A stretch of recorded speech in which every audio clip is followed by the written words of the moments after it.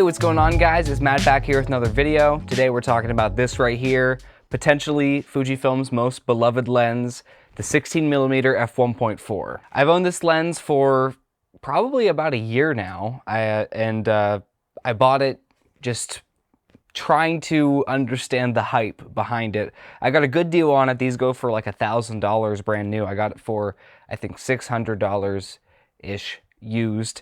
And I do have to agree, the hype is actually pretty well worth it. So this was really hyped up actually before Fujifilm came out with their new line of 1.4 primes, the 18 1.4, 23 1.4, and 33 1.4, which are all really amazing. But people still say that, even though I would argue that the 18 1.4 isn't really a lot sharper than the 16 1.4, but it does have the new linear motors, and it's actually sleeker, a little bit smaller and lighter, I do believe. And but the thing is, people just like the character of this 16 1.4. It is something about this, Andrew from Andrew and Danae says this: the unique combination of characteristics, which are a wide angle focal length, a wide aperture 1.4, and a very close minimum focus distance. That's the strength that this has. This can make images unlike any other lens because of those characteristics combined. Physically, it is pretty chunky and heavy for a Fujifilm lens. This could be like a full frame prime with the size and weight of it.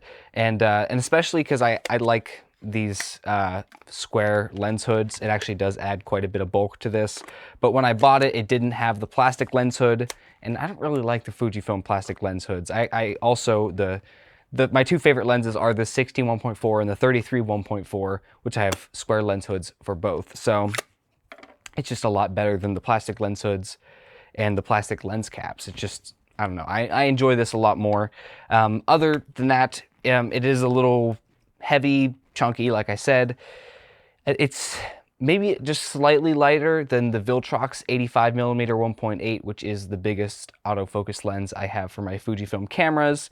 So yeah, this is a bigger lens, and it's pretty dense. Like, it's not so like physically big like the 85 1.8 Viltrox, but it is just dense and definitely substantial when you hold it. It has a clutch focus system that only a few Fujifilm lenses have. I think the 14mm, and some other lens that I can't really name off the top of my head. The clutch focus system, some people like live and die by this, and that's one of the reasons that they really love this lens. It's just something that I was just used to. I guess it's cool that it doesn't turn when I don't want it to, but it's just like any focus by wire Fujifilm lenses. Like, it's not like it's actually manual focus whenever you use the clutch. So I don't know, I could live without it. The aperture ring, it's the same thing as the 35 1.4 was for me, and that is, it's just so loose. This is supposed to be like, it's not a red badge Fujifilm lens, but it's like up there. It's like one of their professional top tier quality lenses, especially at the time that they put it out. It was like the best optic that they had, bar none. I just can't believe that, considering that they would just allow such a loose focus ring. The 33 1.4 that I'm filming on now, it has a much better focus ring, where it's not only, it doesn't have more deeper indented clicks on the actual stops, but it just has a much nicer amount of resistance to it.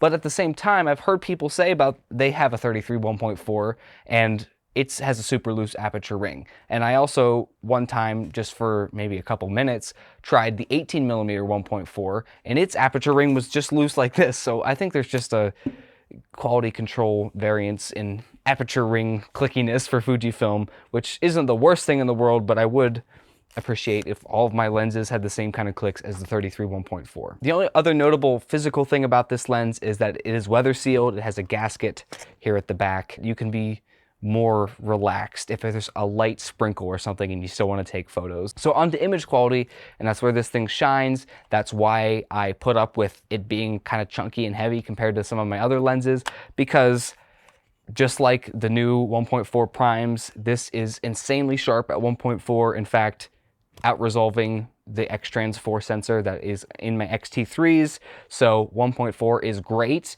And surprisingly, even though this is a wide focal length, minimum focus distance at 1.4, your depth of field is crazy shallow just because of how close you are, and just, you know, the closer you focus to something, the shallower your depth of field.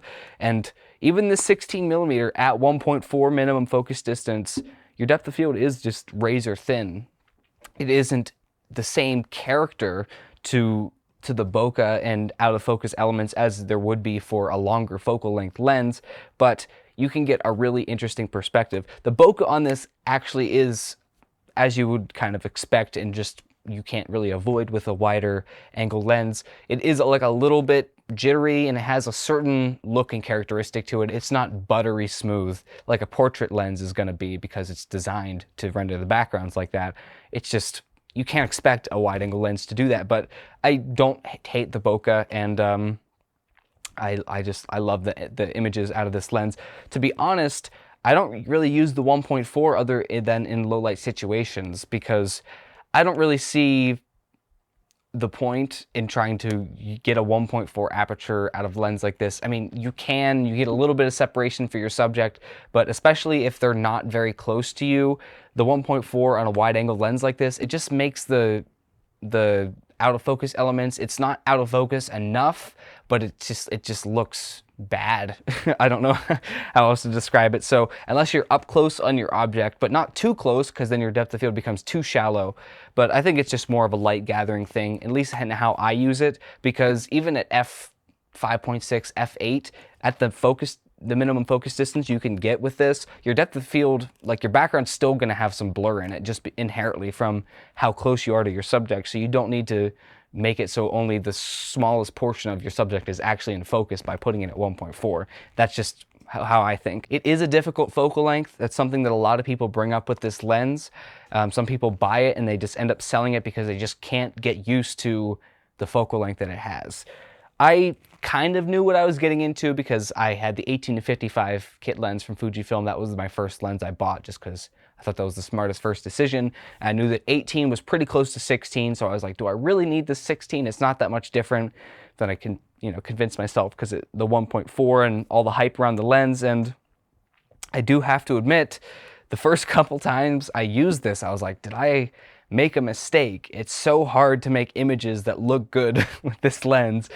And it's just, the difference between 18 and 16 is more significant than you'd think. The 2mm difference is actually like 4mm in the equivalency and full frame. But regardless, just because it is at the wider angle end of the spectrum, each millimeter is more dramatic of a change. So like the difference between 75 and 85mm is a lot more negligible than the difference between 16 and 18. The difference is that the 16mm will have some noticeable distortion, and it's going to make it not good for portrait photography unless you're going for a specific look. That is just something you're going to have to accept.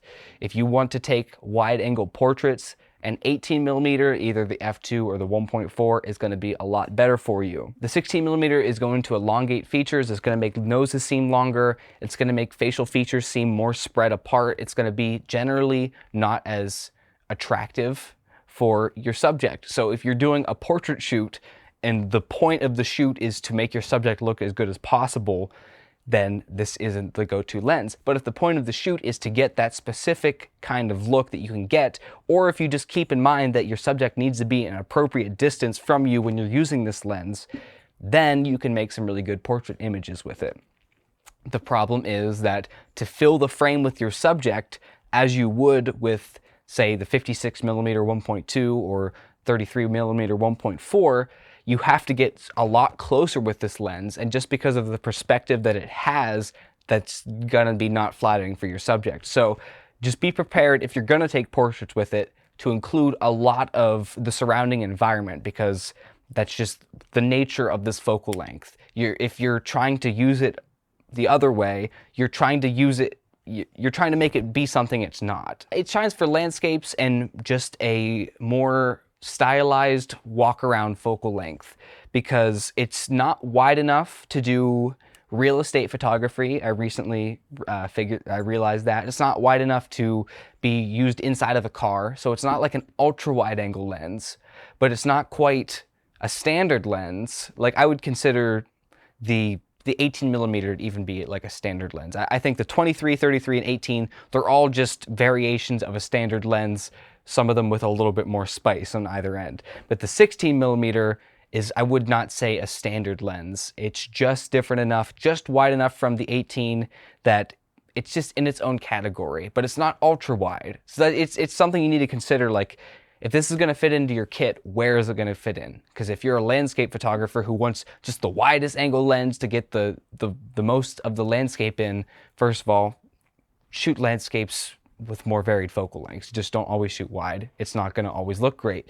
Second of all, this might not be the one. This is probably better for like documentary events. I find it great for events, especially if there's a large crowd of people and the point is to document the event and the environment that you're in.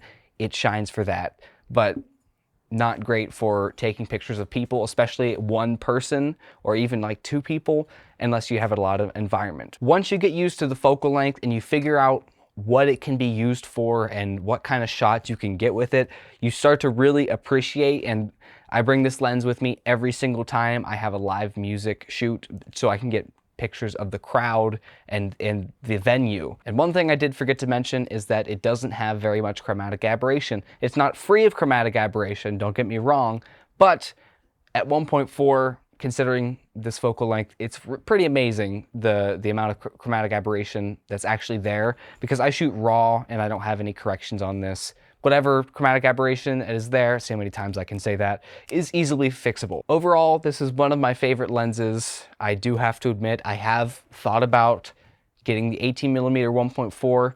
I still might do that, and I might hold on to this at least initially, but I do think I would eventually sell it if I got the 18 1.4. Just strictly because this doesn't have the best video continuous autofocus, especially if you're going to want to shoot at a wider aperture. You have to basically stop it down anyway, which is like, then why don't I just shoot it with the 16mm 2.8 if I want this focal length? Or why don't I just get the 18 1.4? It'd be probably a more versatile focal length for video because it'd be more flattering for people. But for now, this has found a place in especially my photography kit. Sometimes videography, especially if it's, you know, just getting a wide shot where I'm not really getting selective focus. I'm not shooting at a shallow depth of field anyway. So I didn't think it would really find a way in my kit, or I guess I just didn't expect to like it in the way that I do. But, you know, if you've been seeing the hype and you think that, you know, maybe it can fit into your kit and you just want to build out your kit at all focal lengths, so you want to have a reliable wide angle, mid-range, and telephoto lens, this could be really great for you, especially if you're shooting in darker environments. The 1.4 is essential for that. That's all I gotta say. I do think the hype is well-deserved for the 16mm 1.4 Fujifilm. I hope you enjoyed this review. Leave a like if you enjoyed, leave a comment down below. I wanna know if you have the 16 or if you have the 18, what do you shoot with it? Where do you think that, if you own both especially, where do you feel like that they shine in different areas? Do you feel like they're different enough that, you know, they suit different needs better? Let me know. I'd love to know. And that's all I got to say. I've been waiting a long time to make this video because I wanted to make sure I properly used this lens and could get some actually good images to share with you, and to actually get a feel for the focal length. And I feel like I have done that. I've given it the proper time. And at this point, I'm just rambling, so I'm going to cut it off here. So I hope to see you in the next video, guys. Subscribe and all that good stuff. All right, peace.